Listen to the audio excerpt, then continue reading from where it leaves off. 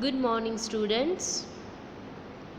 So, today our first topic is decision making.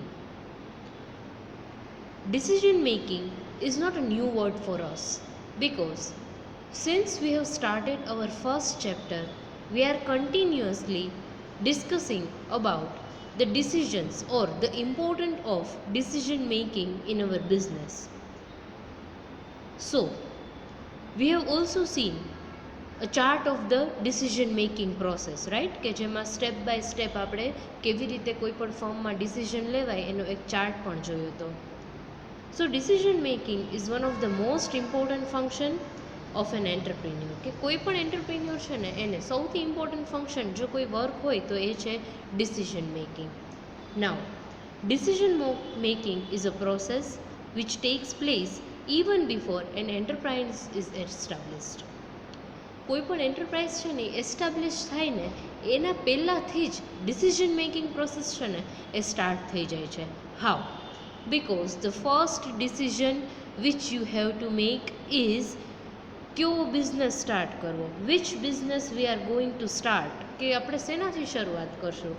Then number of questions are there, number of decisions are there, કે જે basic decisions છે at the time of or before the time of establishing an enterprise, like questions or the decisions like in which form we are going to start our business, sole proprietorship છે, partnership company છે, joint stock company છે, કેવી રીતે, at which place, where, કઈ જગ્યાએ આપણે business start કરવો છે, what should be the size of the business, કેટલો size, or what should be the scale of the business, બિઝનેસની સાઇઝ કેટલી હશે અને એની સાથે scale, it means whether we are going to produce at a large scale or at a small scale, કે આપણે મોટા પાયે પ્રોડક્શન કરવું છે કે પછી નાના પાયા પર પ્રોડક્શન કરવું છે.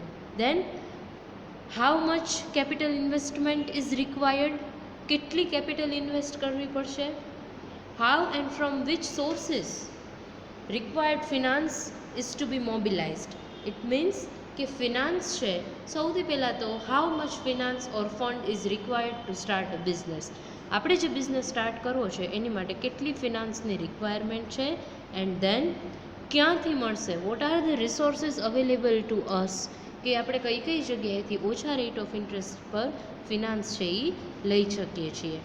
દેન what should be the price and quality and quantity of the product, because it is the most crucial decision, as we have already discussed કે પ્રાઇઝિંગ ડિસિઝન છે ને એ ઇમ્પોર્ટન્ટ ડિસિઝન છે. તો કેટલી પ્રાઇઝે કેટલી ક્વોન્ટિટી પ્રોવાઈડ કરવી અને એની સામે ક્વોલિટી કેટલી હશે, that is important decision. Then where should the product be marketed, it means કે આપણે આપણી પ્રોડક્ટનું માર્કેટિંગ છે એ કઈ જગ્યાએ કરવું છે.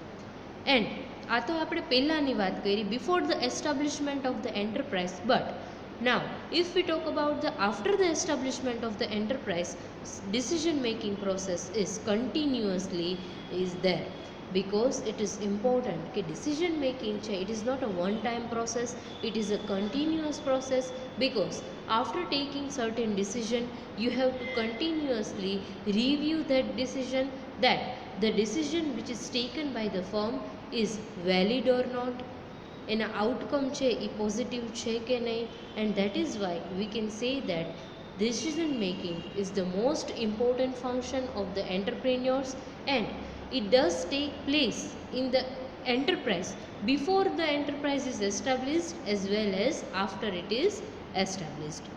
So there are certain small definitions of the decision making, like decision making process means to choose from amongst the number of alternatives. It means કે આપણી પાસે જેટલા પણ ઓલ્ટરનેટિવ ઓપ્શન્સ અવેલેબલ છે એમાંથી બેસ્ટ ઓલ્ટરનેટિવ સિલેક્ટ કરવો ને, that is the process of decision making. Then scientific decision making means a process of choosing the best alternative within a reasonable period of time. Yes, it is again very important. Scientific decision making નો મતલબ એવો થશે કે આપણી પાસે જે ઓલ્ટરનેટિવ્સ available છે ને એમાંથી બેસ્ટ ડિસિઝન તો આપણે લેવાનું જ છે, but at the right time within a particular period of time, because we are not available with the unlimited period or unlimited time, reasonable પીરિયડમાં આપણે ડિસિઝન લેવાનું છે, આપણી પાસે બહુ વધારે ટાઈમ ન હોય.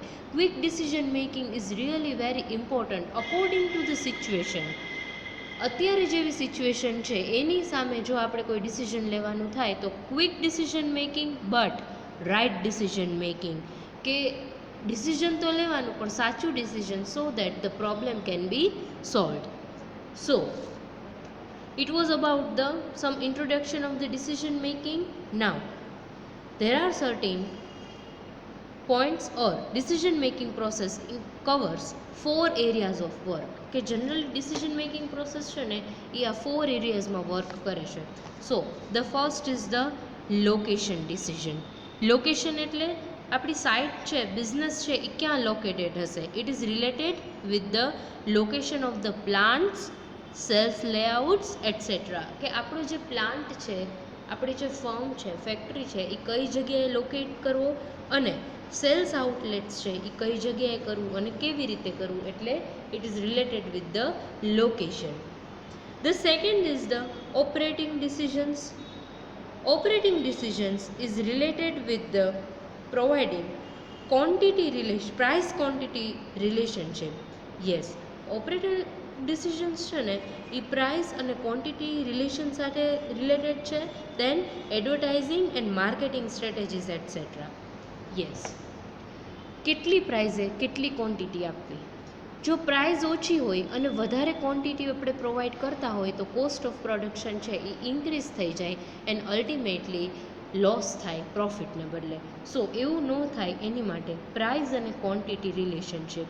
જોજો તમે ક્યારેય માર્ક કર્યું હોય ને તો તમે સે ફોર એક્ઝામ્પલ કોઈ વેફર્સનો એક્ઝામ્પલ લઈએ તો આપણે સ્પેસિફિક છે ને કોઈ હું નામ નથી લેતી કંપનીનું, બટ એવું બને કે ઘણી બધી એવી આપણે ત્યાં કંપનીઝ છે કે જેની આ વેફર્સ છે કે કોઈ એવા સ્નેક્સ છે, કોઈ પણ સ્નેક્સનું એક્ઝામ્પલ લઈ લો તો એ સ્નેક્સ છે એની પ્રાઇસ છે ને એ એઝ ઇટ ઇઝ હોય, પણ day by day after a certain period of time એની ક્વોન્ટિટી છે ને એ રિડ્યુસ થતી જતી હોય.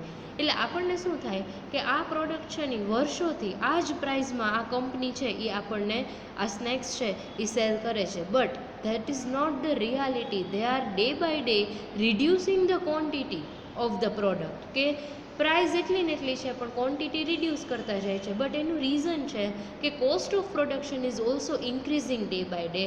સો instead of increasing the price they will reduce the quantity so that કસ્ટમરના માઇન્ડમાં કોઈ નેગેટિવ ઇમ્પેક્ટ ન રહે કે આ પ્રોડક્ટ છે એની પ્રાઇસ છે એ ઇન્ક્રીઝ થઈ ગઈ છે. Then decision relating to the advertisement and marketing strategy. This is the most important decision I am going to discuss in the next point. I think કે એડવર્ટાઇઝમેન્ટ અને માર્કેટિંગ છે ને એ કોઈ પણ બિઝનેસ એન્ટરપ્રાઇઝ માટે કેટલું ઇમ્પોર્ટન્ટ છે, because it awares the customer about the existence of the product, about the features of the product, about the utility of the product, and that is why it is decision making is also there in the operating decisions. Then growth decisions.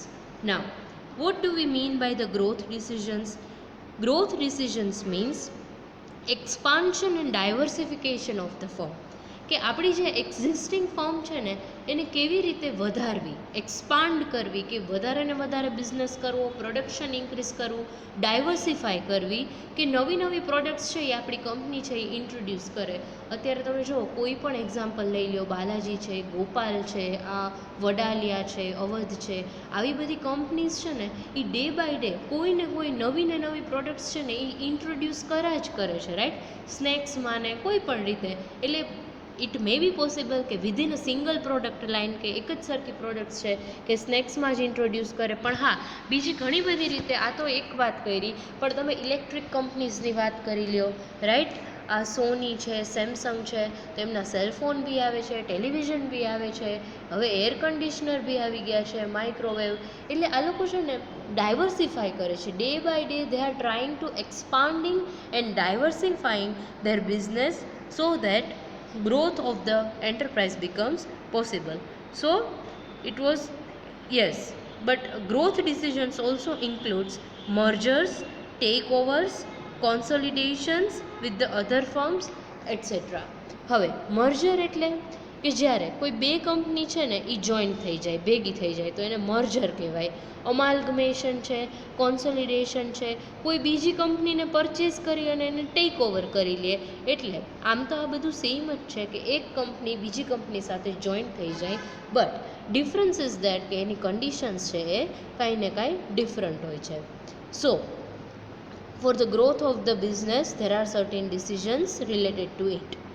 The fourth decision is the financial decision, because financial decisions relate to short term, long term financing, right? કે short ટર્મમાં ફિનાન્સની ક્યાંથી કેટલી requirement છે, from where we can get the short term finance, then long term finance, then raising new capital stock, retained earnings, debt management, etc.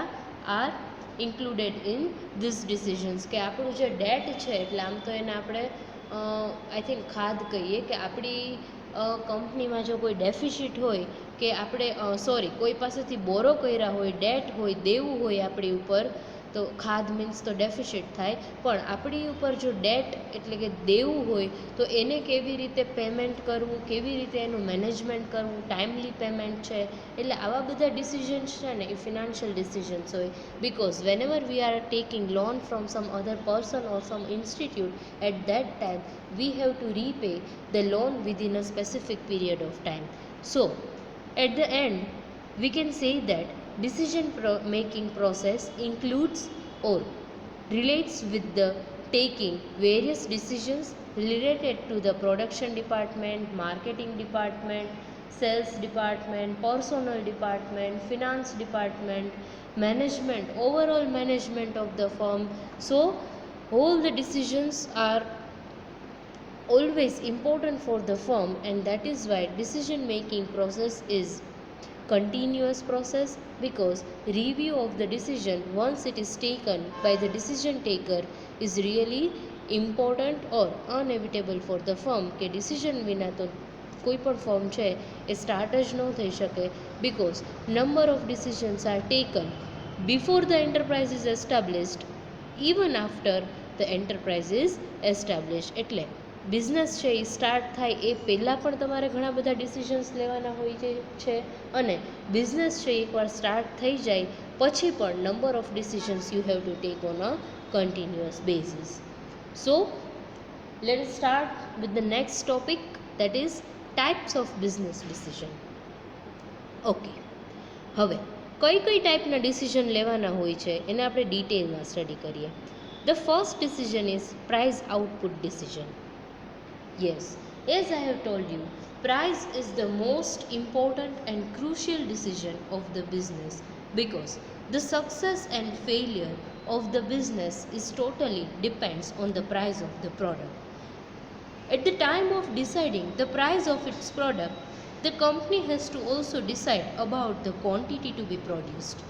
કેટલી price અને એની સામે કેટલી ક્વોન્ટિટી પ્રોડ્યુસ કરવી, કેટલો ગુડ્સ છે એનું પ્રોડક્શન કરવું, because sometimes it is possible કે તમે ઓવર પ્રોડક્શન કરી લો, ઓર સમટાઇમ્સ તમે અંડર પ્રોડક્શન કરો, કે જેટલી રિક્વાયરમેન્ટ હોય એટલું જ એસ્ટિમેટ કરી અને પ્રોડક્શનનું ડિસિઝન લ્યો.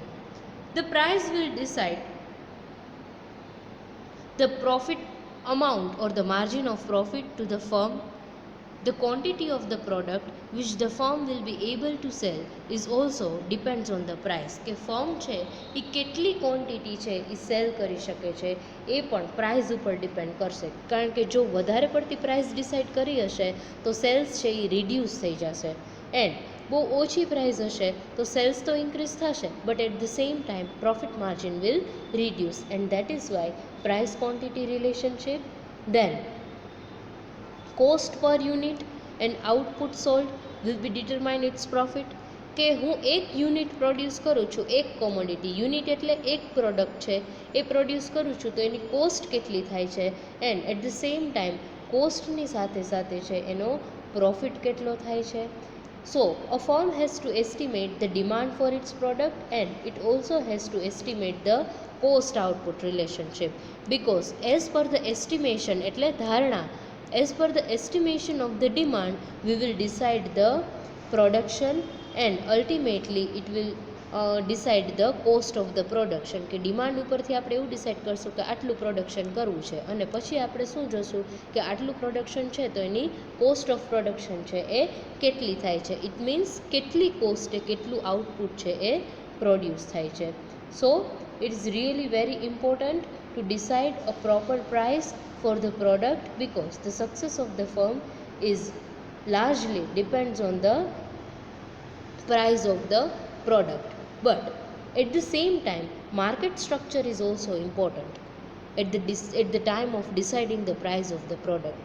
માર્કેટ સ્ટ્રક્ચર છે ને એ કેવી રીતે ઇમ્પોર્ટન્ટ છે પ્રોડક્ટની પ્રાઇસ ડિટરમાઇન કરવા માટે, કે માર્કેટ સ્ટ્રક્ચરની વાત કરીએ ને તો it includes the degree of competition prevailing in the market, કે કોઈ પણ માર્કેટ છે ને એમાં કેટલું કોમ્પિટિશન છે એના સાથે રિલેટેડ છે.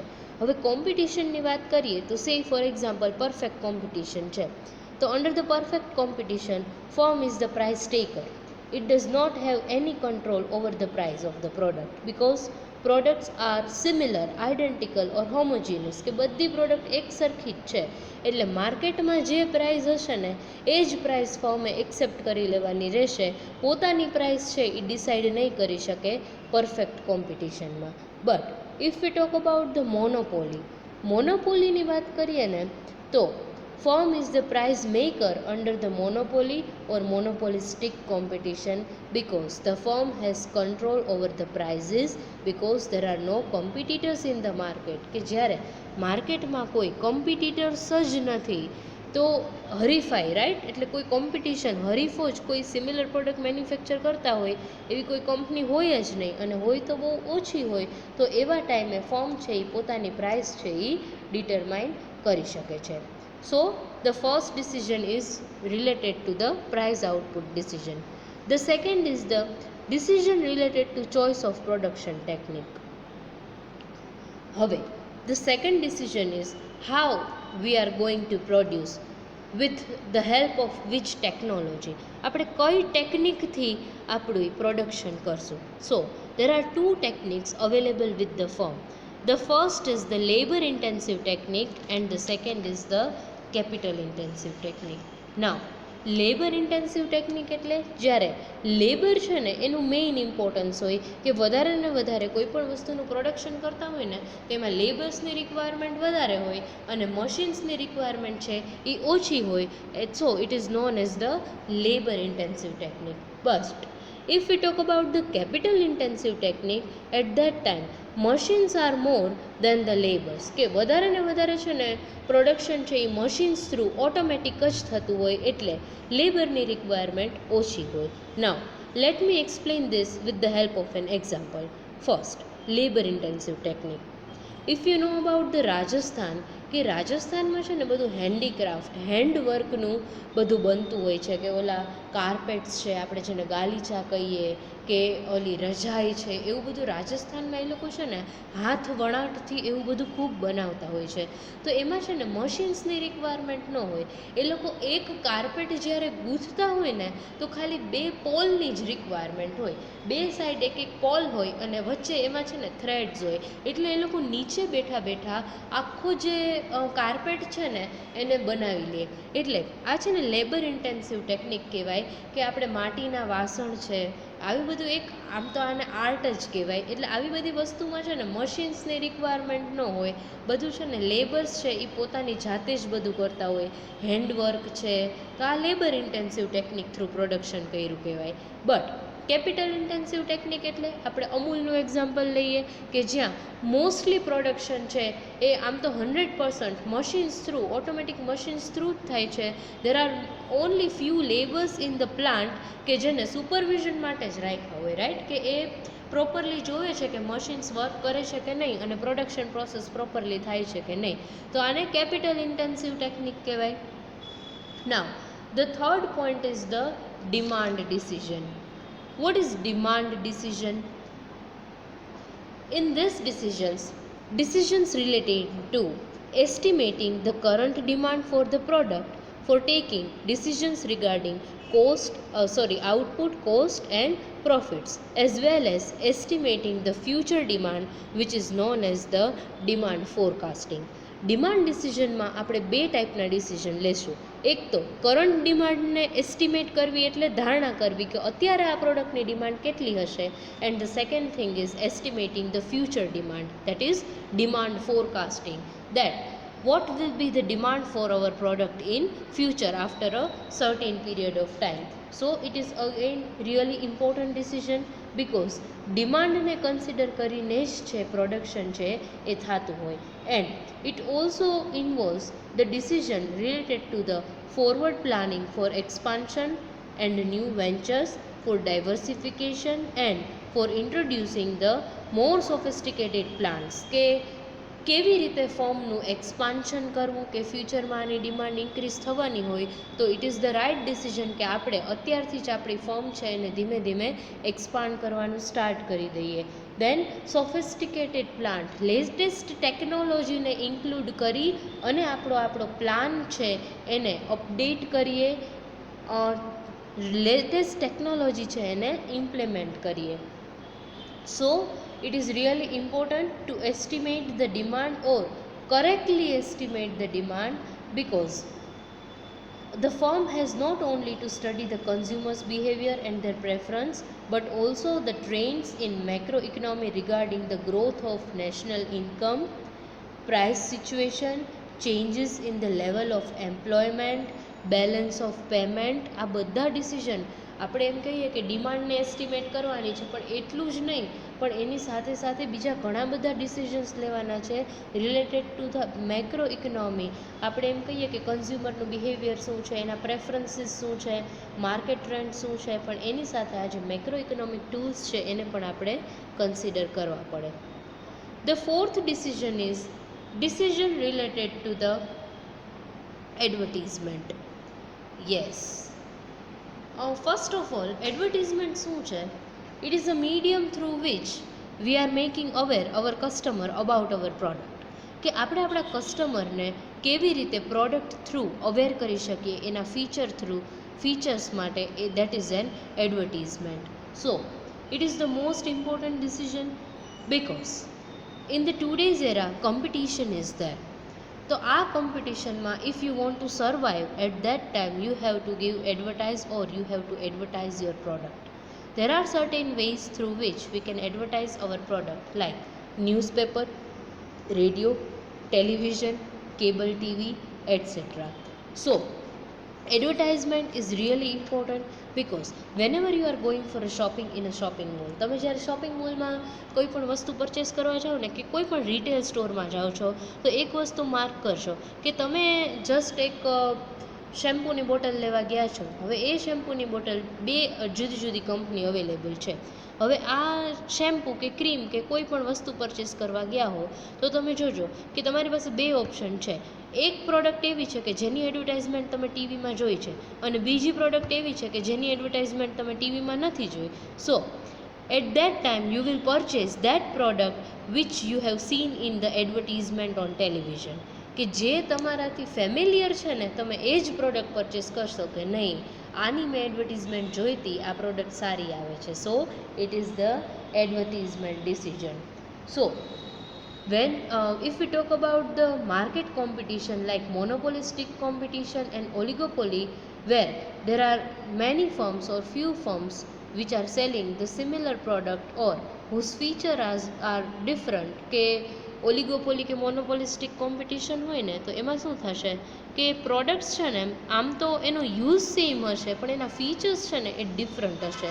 તો હવે જો તમારે તમારી પ્રોડક્ટને બીજી કંપની કરતાં વધારે સુપિરિયર બતાવી હોય at that time advertisement is required, right? કે સિમેન્ટ ઇન્ડસ્ટ્રીઝ છે કે એલ્યુમિનિયમ છે, સ્ટીલ ઇન્ડસ્ટ્રીઝ છે, તો આવી બધી વખતે શું થશે કે હાવ તમે તમારી પ્રોડક્ટને કેવી રીતે બીજા કરતાં સુપિરિયર પ્રૂવ કરી શકો. અત્યારે જુઓ તમે બધા ફેરનેસ ક્રીમ ને અત્યારે સમર છે તો એના રિલેટેડ ટેલ્કમ પાવડર્સ ને હેર ઓઇલ એવી રીતે આવે છે. હવે વિન્ટર આવે છે તો એની માટે મોઇશ્ચરાઇઝર્સ એટલા આવશે. તો આ કેવી રીતે તમે તમારી પ્રોડક્ટને સુપિરિયર પ્રૂવ કરી શકો, that is decisions related to that are included in the advertisement so that the sales of the firm can be increased and more number of customers can be attracted to purchase our product. Now The long run business decisions are as follows. The first is the long run production decision and the second is the long run investment decision. Now, production decisions includes decisions related to plant location, size and magnitude of the productive capacity to be built. Magnitude of the productive કેપેસિટીનો મતલબ એવો થાય, magnitude એટલે તીવ્રતા. આપણી production કેપેસિટીની કેટલી તીવ્રતા રાખવી છે, કે કેટલી ઝડપથી અને કેટલું પ્રોડક્શન થઈ શકે એ decision.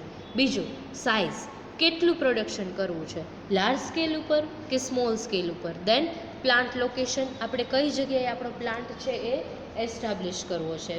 This are the decisions which are related to the long run production decisions. Then choice of the production technology, આપણે હમણાં જ વાત કરી કે કઈ ટેકનોલોજી થ્રુ જવું છે. Obviously we will try to go through the latest and updated technology. Then factor combination, yes, factor combination એટલે main 4 factors of productions are available to us, that are land, labor, capital and entrepreneur. Now આપણે કયું factor લઈએ છીએ, labour અને raw material લઈએ છીએ કે સાથે કેપિટલ બી, મશીન્સ બી યુઝ કરીએ છીએ કે પછી બધા ફેક્ટરને કમ્બાઈન કરીએ છીએ. તો આ ફેક્ટર કોમ્બિનેશન કેવી રીતે લેશું? These are the decisions, because the choice of alternative courses in this matters would obviously depends on the cost and that is why it is really important કે આ જે ડિસિઝન છે એના થ્રુ આપણી cost determine થશે.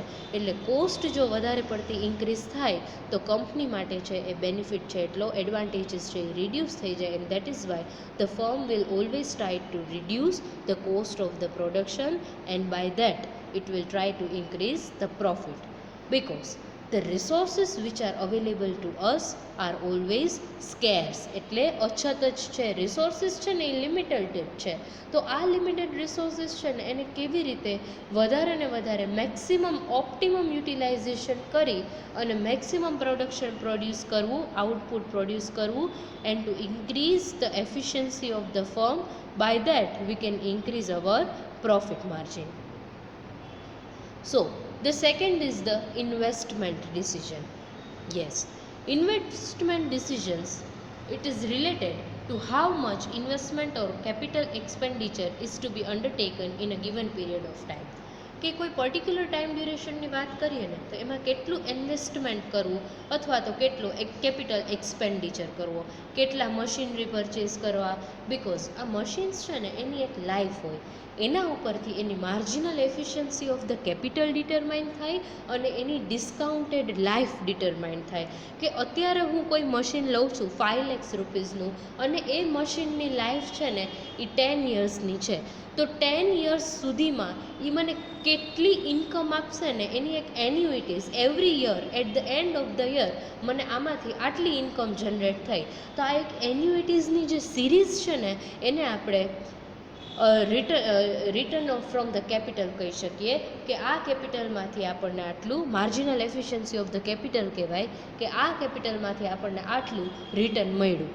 But હવે જ્યારે આ મશીનની લાઈફ પૂરી થઈ જાય છે ત્યારે આપણે એક કમ્પેરિઝન કરશું કે આપણે આ મશીન છે ને એ 5 lakhs રૂપીઝમાં પરચેસ કર્યું હતું, 10 lakhs સુધી એ ચાલ્યું, 10 years સુધી ચાલ્યું અને 10 years પછી હું જ્યારે એને માર્કેટમાં સેલ કરીશ તો એની વેલ્યુ છે એ મને ડિસ્કાઉન્ટેડ વેલ્યુ છે એ મને 1 lakh રૂપીઝ મળે છે. તો મને પરચેસ 5માં કર્યું હતું, એ મશીન મેં સેલ આફ્ટર 10 years છે એ 1 lakhમાં કર્યું, તો 4 lakhનો લોસ ન ગણાય.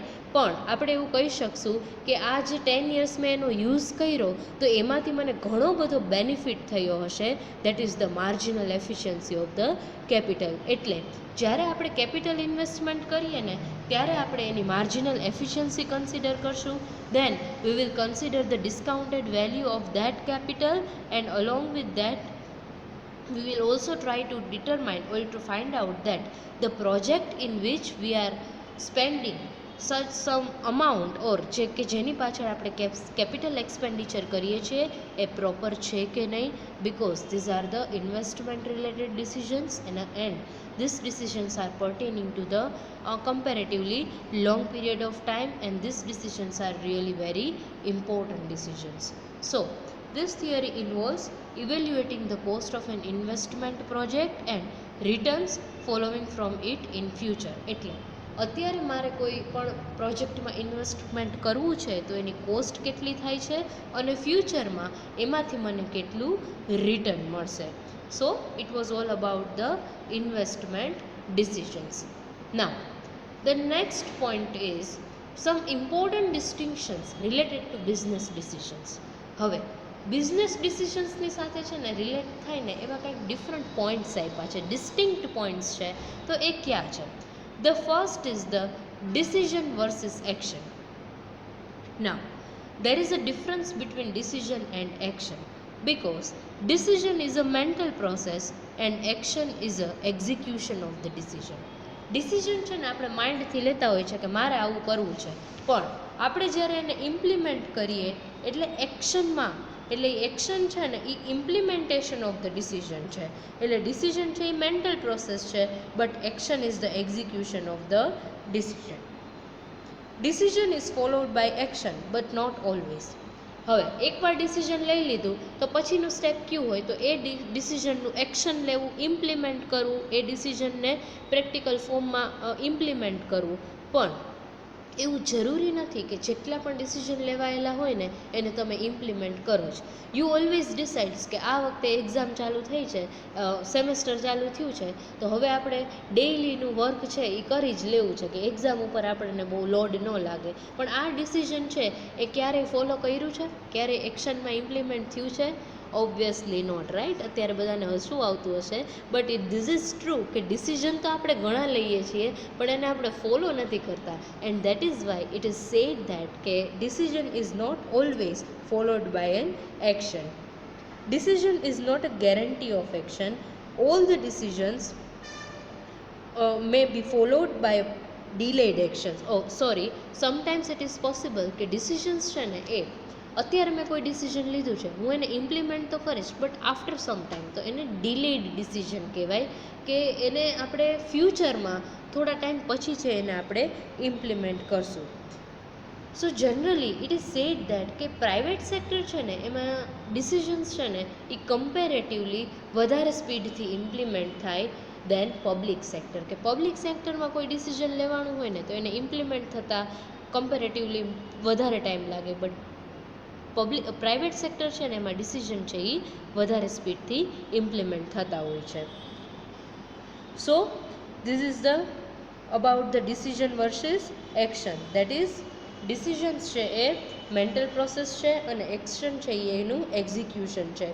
But generally decisions are made up by the top level management and implemented by the lower level management. એટલે ટોપ લેવલ ઉપર જે એક્ઝિક્યુટિવ્સ હોય ને જનરલી ડિસિઝન્સ એ લોકો લેતા હોય છે અને આ બધા ડિસિઝન્સ ઇમ્પ્લિમેન્ટ ક્યાં થાય છે તો લોઅર લેવલ મેનેજમેન્ટ ઉપર, કે એ લોકો ઉપરથી કોઈ ડિસિઝન લઈ અને ઓર્ડર પાસ કરે એટલે નીચે લોઅર લેવલ ઉપર એ ડિસિઝન છે એ ઇમ્પ્લિમેન્ટ થાય. The second is the scientific decisions and intuitive decisions. Scientific decision making process involves the analysis of the problems through data, concepts, tools and techniques. Scientific decisions છે ને એટલે એવા decisions કે જેને તમે એક પર્ટિક્યુલર પ્રોસેસ ફોલો કરી અને એ ડિસિઝન લ્યો છો. કે પહેલાં તમે ડેટા કલેક્ટ કર્યું, એને રિલેટેડ કન્સેપ્ટ સ્ટડી કર્યા, પછી ટૂલ્સ અને ટેકનિક્સનો સ્ટડી કરશો, એનો યુઝ કરશો, પછી જ ડિસિઝન લેવાય. બટ ઇન્ટ્યુટિવ ડિસિઝન્સ એટલે ઇન્ટ્યુશન્સ, તમારો જે અંતરથી અવાજ આવે ને એને ઇન્ટ્યુટિવ ડિસિઝન્સ કહેવાય. એક એક્ઝામ્પલ લઈએ. ઇન્ટ્યુટિવ ડિસિઝન એટલે છે ને તમે તમારા એક્સપિરિયન્સ ઉપરથી, તમે તમારા જજમેન્ટ ઉપરથી એક ડિસિઝન લ્યો ને તો એને ઇન્ટ્યુટિવ ડિસિઝન કહેવાય. જે ટ્રેડિશનલ બિઝનેસ પર્સન્સ હતા ને જે પહેલાંના, આપણે અહીંયા રિલાયન્સ છે, ટાટા છે, બિરલા છે, આવી બધી જે કંપનીઝ એસ્ટાબ્લિશ થઈ અને ત્યારે જે આ ધીરુભાઈ અંબાણી છે, મુકેશ અંબાણી છે, રતન ટાટા છે, તો આ લોકોને છે ને ડિસિઝન લેવા માટે ઓલવેઝ એક પ્રોસેસ કે ટ્રેનિંગ કે કોઈ એજ્યુકેશનની રિક્વાયરમેન્ટ ન હોય, but they have the experience. એટલું એક્સપિરિયન્સ છે ને કે એ લોકો પોતાના ઇન્ટ્યુશનથી જ ડિસિઝન્સ લેતા હોય કે નહીં બસ this is right and this should be done. એટલે આવી રીતે ડિસિઝન લેવાતા હોય ને તો એને ઇન્ટ્યુટિવ ડિસિઝન કહેવાય. એન્ડ ધેર આર એક્ઝામ્પલ્સ, એવા એક્ઝામ્પલ્સ એ છે કે કોઈ પણ સાયન્ટિફિક પ્રોસેસ છે એને ફોલો કર્યા વિના ડિસિઝન લીધું હોય અને એ ડિસિઝન થ્રુ એ બધા બિઝનેસમેન છે એ લોકોએ લાર્જ એસ્ટાબ્લિશમેન્ટ કર્યા હોય અને પોતાની લાઈફમાં છે એ ખૂબ સક્સેસ છે એ અચીવ કરી હોય. So it is known as the scientific decision and intuitive decisions. Now, the next is the policy decisions and routine decisions. Yes, policy decisions are made at the top level. Top level ઉપર છે ને policy decisions લેતા હોય. So, this decision making is a process. The decision have a reference to some problems and solutions are getting through the collection, arrangement and analysis of the relevant facts. સૌથી પહેલાં તો શું થાય કે problem find out કરવાનો. હવે problem તો find out થઈ ગયો, તો હવે એનું સોલ્યુશન કેવી રીતે કરવું?